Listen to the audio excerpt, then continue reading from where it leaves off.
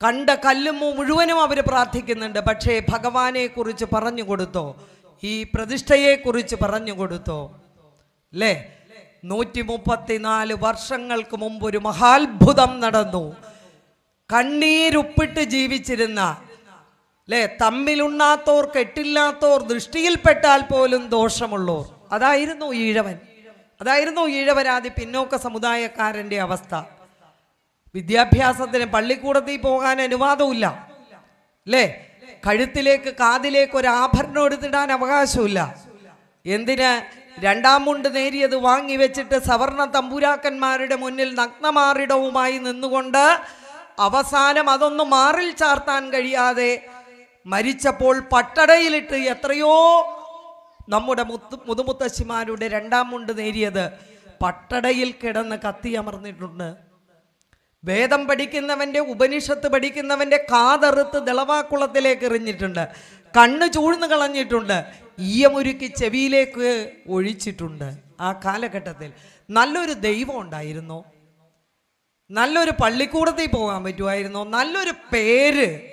ദാ ഈ ഒരു ഒട്ടക്കാലിനിടയിൽ കൂടി പോലും ശ്രീകോവിലെ അന്ത്യത്തിരുവട്ടം കാണാൻ വിധിക്കപ്പെടാത്തവരായിരുന്നു നമ്മുടെ പൂർവികർ. ഇത് നമ്മുടെ ചരിത്രമാണ്.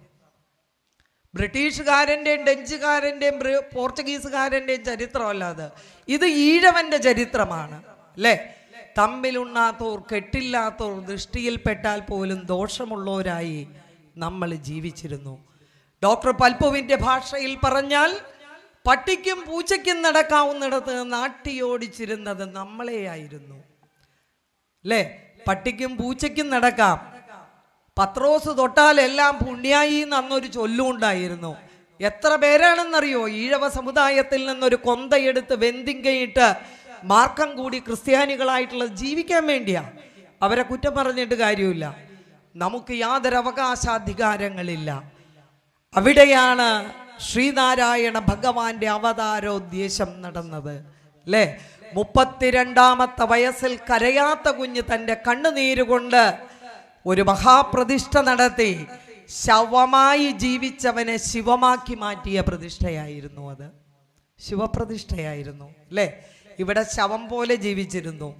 മലയപ്പുലയന മാടത്തിൻ മുറ്റത്ത് മഴ വന്ന നാളൊരു വാഴ നട്ടു. പക്ഷെ അതിൽ നിന്നൊരു വാഴപ്പഴം എടുത്ത് കഴിക്കാൻ അവന് അനുവാദമില്ല, അല്ലേ? എല്ലാം തമ്പുരാക്കന്മാരുടെ മുന്നിൽ അവരുടെ പത്തായപ്പുരകൾ നിറക്കാനായിട്ട് കാണിക്ക വയ്ക്കണം. ഇനി എല്ലാം പോട്ടെ, നമ്മൾ അമ്മയാണ് ഈ ലോകത്തിലെ ദൈവം, അമ്മയല്ലാതെ ഒരു ദൈവമുണ്ടോ, അതിലും വലിയൊരു കോവിലുണ്ടോ എന്നൊക്കെ യേശുദാസൊക്കെ പാടിയിട്ടുണ്ട്. പക്ഷേ ഈഴവ പെണ്ണുണ്ടല്ലോ, ഈഴവ കുലത്തിലെ അമ്മയുണ്ടല്ലോ, ഈ മാതൃത്വത്തിൻ്റെ മഹനീയത പേറി ഓരോ കുഞ്ഞും ഒരാൾ അമ്മയാകുന്നത് എപ്പോഴാ? ഭഗവാൻ പിണ്ടനന്ദി എന്ന കൃതിയിൽ പറയുന്നുണ്ട്, ഭഗവാൻ അടിയന്റെ പിണ്ടമേ എപ്പേരുമൻ പോടു വളർത്തിയ കൃപാലുവല്ലി എന്ന്. പഞ്ചഭൂതങ്ങൾ കൊണ്ട് നിർമ്മിച്ചതാണ് നമ്മുടെ ശരീരം, അല്ലേ? കാറ്റും ജലവും അമ്പരവും അഗ്നിയും ഒക്കെ കൊണ്ട് നിർമ്മിച്ചതാ.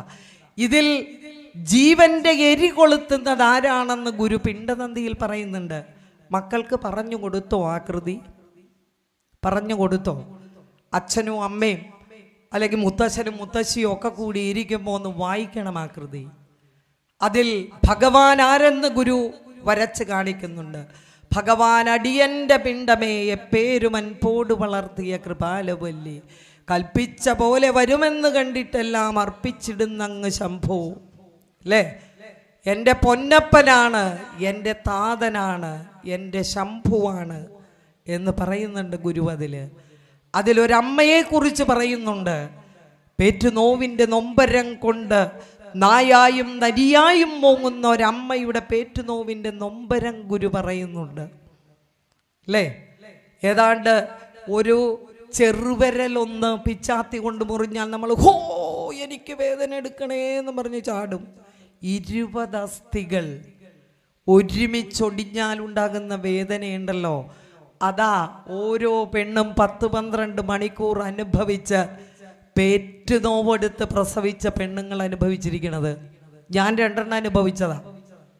പക്ഷെ ഇന്നത്തെ പെൺകുട്ടികൾ അനുഭവിക്കണില്ല കേട്ടോ.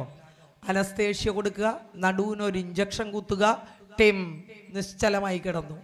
വയറ് കീറുക, ആൻറ്റിബയോട്ടിക് കൊടുക്കുക. ഒരു 15 കൊല്ലം കഴിയുമ്പോൾ നടുവേദനയ്ക്ക് പോയിട്ട് ഫിസിയോതെറാപ്പി ചെയ്യുക. അങ്ങനെയായിരുന്നു. കാലം മാറി, ഞാനതിന് കുറ്റം പറയുകയല്ല. പക്ഷേ ആ പിണ്ടനന്ദി എന്ന കൃതിയിൽ അമ്മയാരാണ് അച്ഛനാരാണെന്ന് ഗുരു പറയുന്നുണ്ട്. അമ്മ ഗർഭപാത്രത്തിൽ ചുമക്കുന്നുവെങ്കിൽ അച്ഛൻ മനസ്സിലാണ് ചുമക്കുന്നത് മക്കളെ, അല്ലേ? കാരണം കല്യാണം കഴിഞ്ഞ് ഒരു കുഞ്ഞായി കഴിഞ്ഞാൽ അതിനെ വളർത്താൻ, ഒരു വീട് വയ്ക്കാൻ, തൻ്റെ മക്കളെ സൗഭാഗ്യങ്ങൾ കൊണ്ട് അണിയിക്കാൻ, അവരെ പഠിപ്പിക്കാൻ, പിന്നീട് ആധാരം വിറ്റിട്ടാണെങ്കിലും പണയം വെച്ചിട്ടാണെങ്കിലും ലോൺ എടുത്തിട്ടാണെങ്കിലും അവരെ മഞ്ഞലോഹത്തിൻ്റെ തുലാസിലേക്ക് നിർത്തി വിവാഹം കഴിച്ചു കൊടുക്കാൻ എത്ര പാടുപെട്ട് ഓടുന്നു ഓരോ അച്ഛനും അമ്മയും. ഇന്നത്തെ മക്കൾക്ക് ആ അച്ഛൻ്റെയും അമ്മയുടെയും പേറ്റുനോവിൻ്റെ നൊമ്പരമറിയാൻ മനസ്സില്ല. സ്വന്തം പെറ്റ തള്ളയുടെ അമ്മയുടെ ജന്മദിനമറിയാതെ വിജയിൻ്റെയും സൂര്യയുടെയും പൃഥ്വിരാജിൻ്റെയും ഒക്കെ ജന്മദിനത്തിന് അവരുടെ ഫ്ലെക്സുകളിൽ പാലഭിഷേകം നടത്തി വെളുപ്പിന് 4 മണിക്ക് എഴുന്നേറ്റ് പോയി ചെണ്ട കൊട്ടുന്ന മക്കളുണ്ട്, ഇല്ലേ? ഉണ്ട്. തൻ്റെ പെറ്റ അമ്മയെ കെട്ടിപ്പിടിച്ച് ആ തലമുടികളിൽ ഇങ്ങനെ തലോടി ആ അമ്മയുടെ മൂർധാവിൽ ഒരു ഉമ്മം കൊടുത്ത് 50 പൈസയുടെ ഒരു എക്ലയർ ചോക്ലേറ്റ് മേടിച്ചു കൊടുക്കാൻ മക്കൾക്ക് അമ്മയുടെ ജന്മദിനം അറിയില്ല. അവർക്കറിയാം, സൂര്യയുടെ അറിയാം, വിജയിൻ്റെ അറിയാം, അല്ലേ? പൃഥ്വിരാജിൻ്റെ അറിയാം, മോഹൻലാലിൻ്റെ ഒക്കെ അറിയാം അവർക്ക്. പക്ഷെ പെറ്റ തള്ളയുടെ അല്ലെങ്കിൽ അച്ഛൻ്റെയോ ഒന്നും ജന്മദിനം ഓർത്തു വയ്ക്കാനെന്ന് മക്കൾക്ക് അറിയില്ല, സമയമില്ല. മക്കൾക്ക് ഇന്ന് നമ്മളാരാ? ATM swiping മെഷീനാ. എനിക്ക് 2 വീലർ വേണം, എനിക്ക് ലാപ്ടോപ്പ് വേണം, എനിക്ക് ആൻഡ്രോയിഡ് ചുണ്ണാമ്പ് മൊബൈൽ വേണം. ഇതൊക്കെ പറയുമ്പോൾ നമ്മൾ മേടിച്ചു കൊടുക്കും. കടം മേടിച്ചിട്ടാണെങ്കിലും മുണ്ട് മുറുക്കി ഉടുത്തിട്ടാണെങ്കിലും. കാരണം നമ്മുടെ മക്കൾ വേദനിക്കുന്ന കാണാൻ നമുക്ക് ഇഷ്ടമല്ല, അല്ലേ? നമ്മൾ ജീവിക്കുന്നത് അവർക്ക് വേണ്ടിയാണ്. അപ്പോൾ അതിനൊക്കെ നമ്മൾ നമ്മുടെ സ്വപ്നങ്ങളെ ആ ബലി കൊടുക്കുന്നത്, അല്ലേ? നമ്മുടെ സ്വപ്നങ്ങൾ ഒരു കുഞ്ഞായി കഴിഞ്ഞാൽ പിന്നീട് ആ അച്ഛനും അമ്മയും ജീവിക്കുന്നത് അവർക്ക് വേണ്ടിയിട്ടല്ല, തൻ്റെ മക്കൾക്ക് വേണ്ടിയിട്ടാണ്.